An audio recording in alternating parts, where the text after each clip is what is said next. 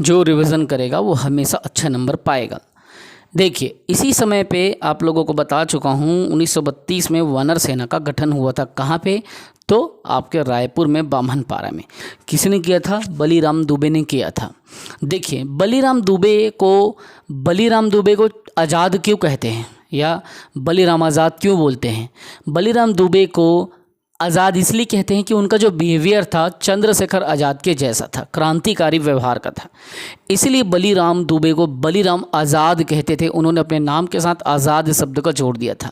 हालांकि रायपुर सेना का जब गठन हुआ तो संचालन किसने? यति यतन लाल ने किया था, लेकिन गठन किसने किया था? तो बलीराम दुबे ने किया था। इसके साथ में याद रखेंगे, इसके जो सहयोगी थे, जब वानर सेना का गठन हुआ तो हमारे समाज के लिए भी गौरव की बात थी।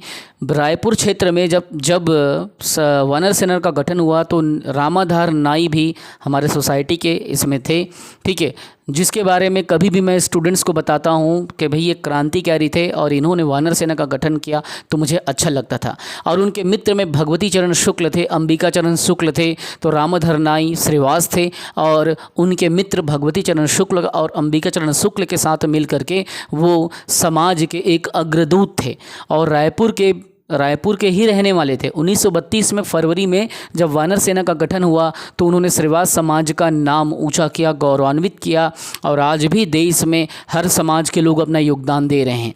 रामाधर नाई रायपुर के रहने वाले थे जिन्होंने वानर सेना के गठन में बहुत बड़ा योगदान दिया और बलीराम दुबे, जिसका नाम बलीराम आज़ाद था, उसका एक मित्र भी था।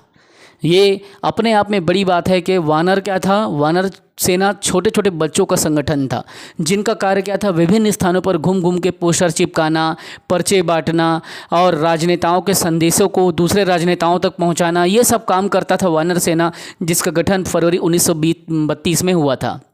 ये जो सेना थी वानर सेना सविनय अवज्ञा आंदोलन के द्वितीय चरण के दौरान गठित की गई थी, जबकि बिलासपुर में भी वानर सेना का गठन हुआ था। मैं आपको बताया था आपको कि बिलासपुर में जो वानर सेना का गठन हुआ था, वासुदेव देवरस, उन्होंने उसको सविनय अवज्ञा आंदोलन के पहले चरण में गठित किया था।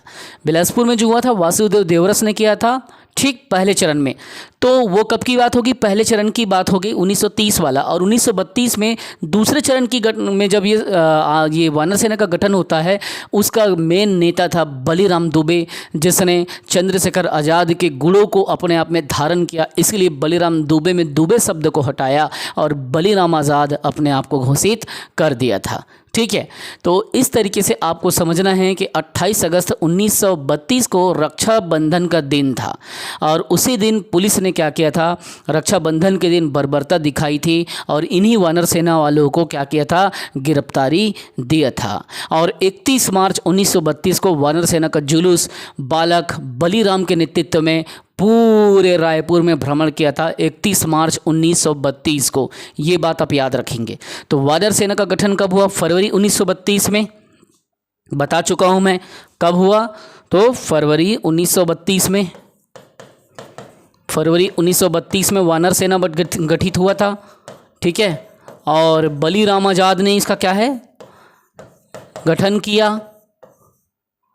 लेकिन बहुत बड़ा जुलूस निकाला बच्चों का। वो कब निकाला? जब इन लोगों को, इनके जो टीम के लोग थे, उनको रक्षाबंधन के दिन मारा गया था, ठीक है। रक्षाबंधन के दिन में मारा गया था। तो वो चीज़ पहले क्या हुआ, इसका परिणाम देखो, शुरू से आपको बताता हूँ। 31 मार्च को जुलूस निकलता है बहुत बड़ा, हाँ 31 मार्च 1932 को जुलूस निकलता है रायपुर में।